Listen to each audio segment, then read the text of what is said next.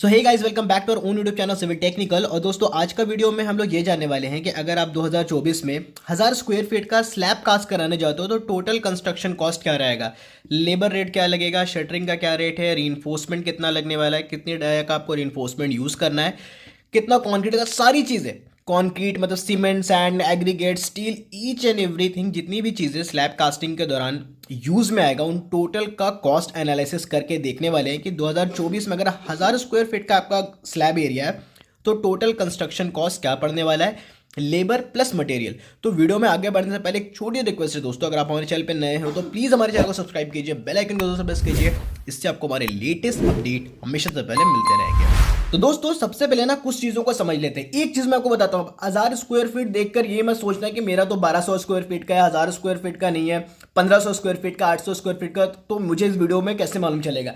ये वीडियो में पर स्क्वायर फीट में सीमेंट हो, एग्रीगेट हो, रीइंफोर्समेंट हो, शटरिंग हो, लेबर हो, जितना भी है ना, मैं पर स्क्वायर फीट भी आपको बता दूंगा। उससे ये फायदा होगा ना कि आपका स्लैब एरिया जितना भी हो, 1200 हो, 800 हो, 2000 हो, 2500 हो, आप इसी से खुद रेट एनालिसिस कर सकते हो, क्योंकि आपको पर स्क्वायर फीट हर मटेरियल का कंजप्शन पता होगा कि पर स्क्वायर फीट में कितना आता है।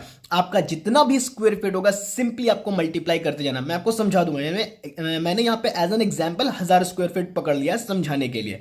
तो जैसे मैंने आपको बोला, slab area 1000 square feet, dimension बोलूँ तो 20 फीट बाई 50 फीट, ठीक है। 20 फीट इस तरफ से हो गया, ये हो गया आपका 50 फीट, ठीक है। उसके बाद स्लैब की थिकनेस, अभी सबसे बड़ा कंफ्यूजन होता है ना कि स्लैब की थिकनेस आपको कितनी रखनी चाहिए, ठीक है।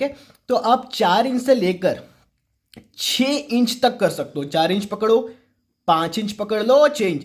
6 इंच से ज़्यादा अगर करते हो तो कोई फायदा नहीं है, और 4 इंच से कम तो बिल्कुल नहीं रखना चाहिए। ज़्यादातर घरों पे आज पे जो स्लैब कास्टिंग होती है ना, वो 5 इंचेस इकोनॉमिकल भी है और खर्चा भी कम आता है, और ये स्टैंडर्ड है, ठीक है। आप 5 इंच पकड़ सकते हो। ये सारा कैलकुलेशन, ये कंसिडरेशन करके रख के हम लोग कर रहे हैं कि जो स्लैब की जो थिकनेस है ना, वो 5 इंचेस है।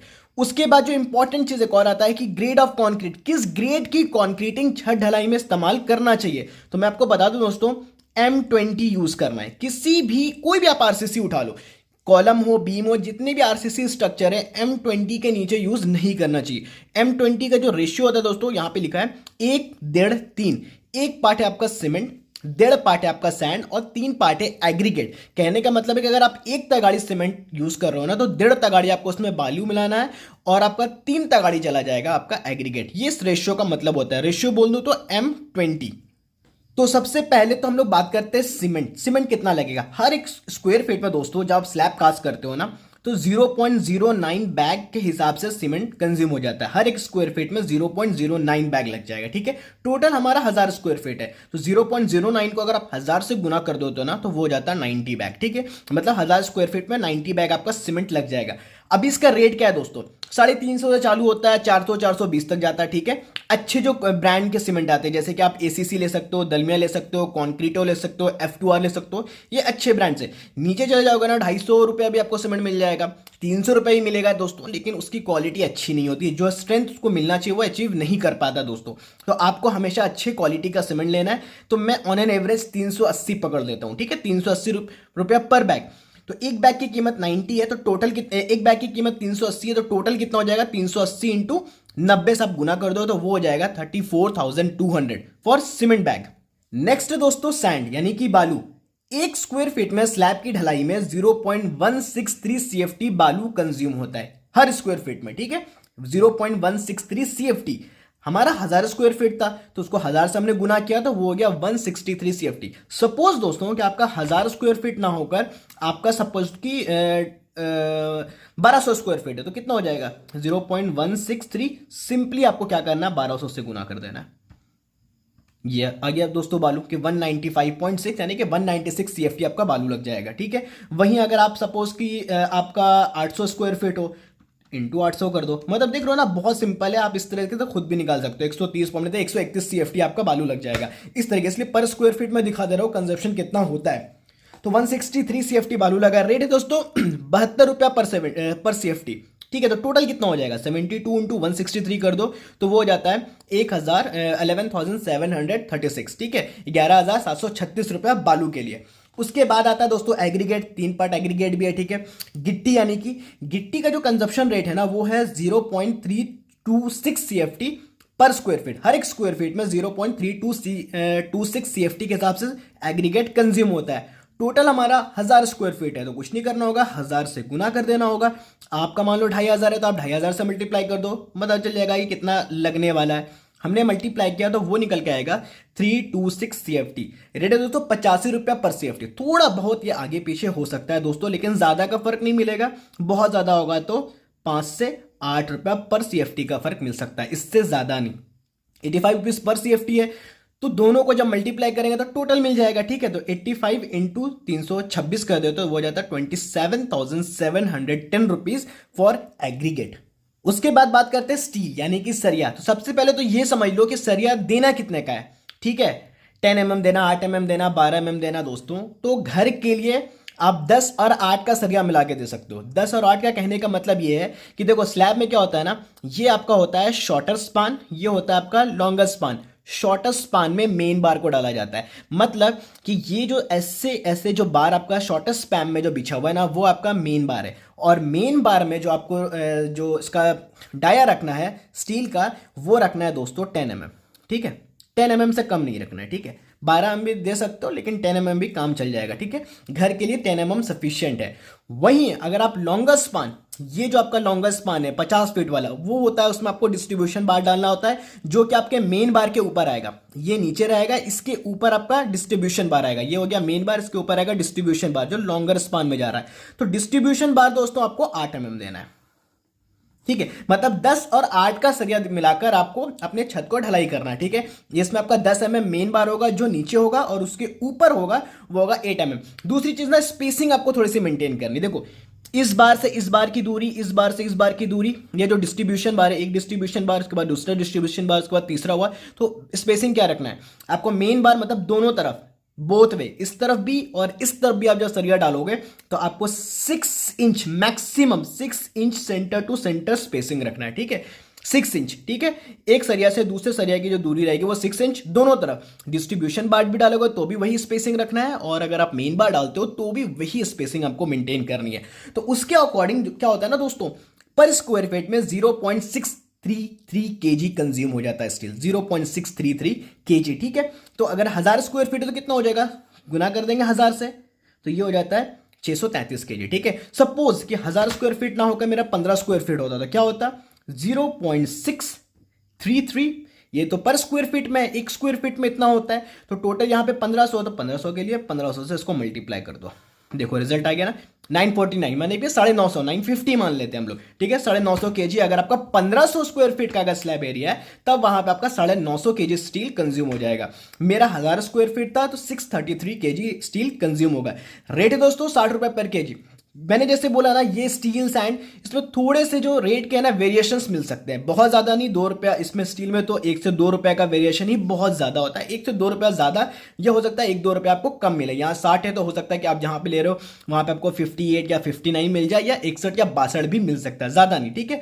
60 रुपए पर kg यहाँ झारखंड में चल रहा है। तो टोटल कितना हो जाएगा, 1 kg का दाम 60 रुपए है, टोटल हमें चाहिए 633 kg, तो दोनों को मल्टीप्लाई कर दो तो वो हो जाता है ₹37,980 रुपीज स्टील के लिए, सरिया के लिए। उसके बाद एक चीज दोस्तों, कवर ब्लॉक। कवर ब्लॉक हर हाल में, देखो क्या ना, कवर ब्लॉक ना लोग यूज नहीं करते। सबको ये तो पता है कि स्लैब के ऊपर होना, मतलब स्लैब और स्टील के बीच, मतलब ये जो शटरिंग आएगा, इसके नीचे तो शटरिंग डालोगे कास्ट करने के लिए, तो शटरिंग और जो रीइंफोर्समेंट हमने डाल रखा है ना, उसके बीच में सर्टेन गैप होना चाहिए, सबको पता है। लेकिन प्रैक्टिस, उसको मेंटेन करने के लिए जो प्रैक्टिस किया जाता है साइड पे, वो बहुत गलत तरीके से किया है। क्या करते हैं, गिट्टी डाल देते हैं, ईटा डाल देते हैं। ये सारी चीजें बिल्कुल आपको नहीं करनी है, ठीक है। आपको वहां प्रॉपर गैप मेंटेन करना है, और गैप मेंटेन करना है दोस्तों कवर ब्लॉक से, ठीक है। जब भी आप स्लैब कास्ट करते हो ना, तो मिनिमम जो कवर आपको प्रोवाइड करना है स्लैब में, वो 20 mm करना है।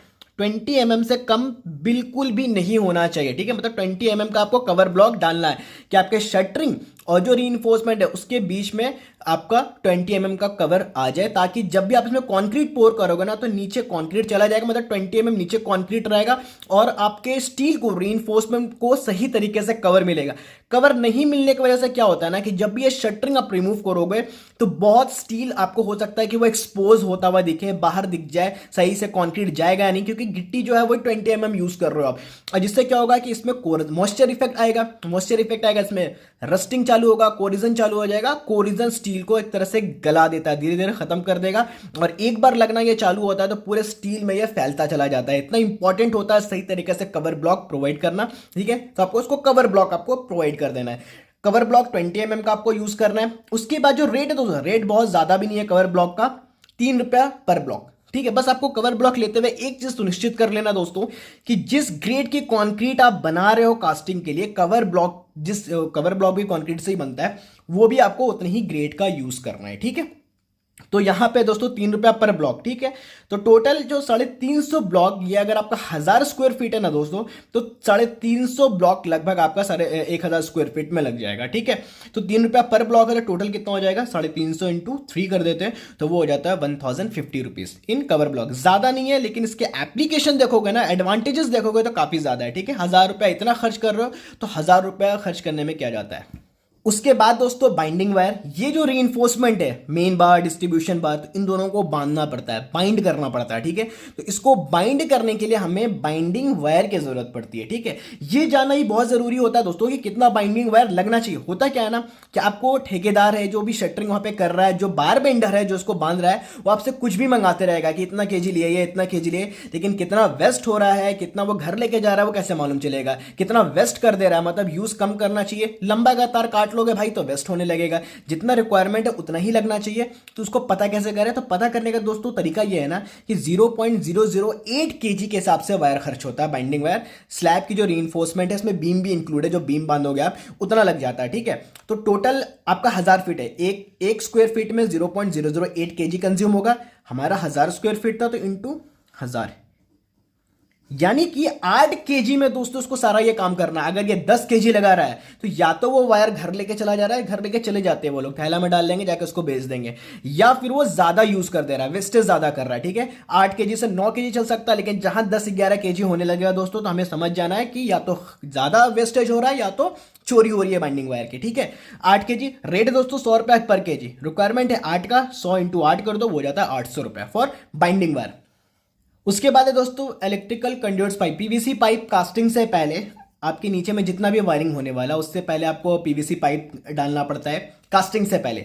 उसमें आपका फिर फैन बॉक्स आता है। अगर आप कंसील्ड लाइट, आज के टाइम में क्या होता है कि फ्लोर में ही कंसील्ड लाइट डाला जाता है, तो उसके जो बॉक्सेस आते हैं ना, वो सब कास्टिंग से पहले डाला जाता है, ठीक है। तो ये सारा जब काम करवाते हैं ना दोस्तों, तो लेबर प्लस मटेरियल का जो रेट जो खर्च पड़ता है ना, वैसे और ज्यादा हो सकता है, डिपेंडिंग कि आप क्या क्या उसमें लगा रहे हो। झूमर के लिए अलग से पॉइंट दे रहे हो, लेकिन ऑन एन एवरेज इसमें सारी चीज आपका कवर हो जाए, फैन बॉक्स आ जाए, कंसील्ड लाइट आ जाए, तो उसमें मटेरियल प्लस लेबर का जो रेट है ना, वो 8 रुपया पर स्क्वायर फीट है, ठीक है। तो टोटल 1000 स्क्वायर फीट है, तो 8 इंटू 1000 कर देते हैं, यानी कि 8000 रुपया ये काम कराने में चला जाएगा, लेबर प्लस मटेरियल। उसके बाद है दोस्तों शटरिंग प्लस लेबर रेट। अभी shuttering plus labour rate, shuttering तो आपको समझ गया, स्लैब की जो शटरिंग होनी है, ठीक है। उसके बाद लेबर रेट में आपका क्या क्या इंक्लूड हो रहा है। लेबर रेट में आपका आ जाता है दोस्तों कंक्रीट पोरिंग, ये जो स्टील आएगा ना, स्टील को बाइंड करने के लिए लेबर चाहिए होगा, तो स्टील बाइंडिंग शटरिंग में जो लेबर होगा, और जो कंक्रीट जब इसको ढलाई करवाओगे तो ढलाई करने में भी जो लेबर आएगा ना, वो सारा इंक्लूड है इसमें। शटरिंग भी करेगा वही लेबर, बार बेंडिंग भी करेगा, और साथ साथ कंक्रीट पोर भी करेगा, ढलाई भी करेगा। तो ये शटरिंग प्लस लेबर रेट में आपको बता रहा हूँ, वो 65 रुपया में। 65 रुपया अगर कोई आपसे चार्ज करता है, उसमें वो शटरिंग, कंक्रीट पोरिंग और स्टील बाइंडिंग पर इंक्लूड करके देगा दोस्तों। ये चीज आप याद रखना। 65 से 70 रुपए दोस्तों, मैं 65 रुपए पकड़ ले रहा हूं, ठीक है। तो टोटल ये पर स्क्वायर फीट है, तो टोटल कितना 1000 स्क्वायर फीट है, तो 65 इंटू 1000 कर दे, सिंपली हो जाएगा 65,000।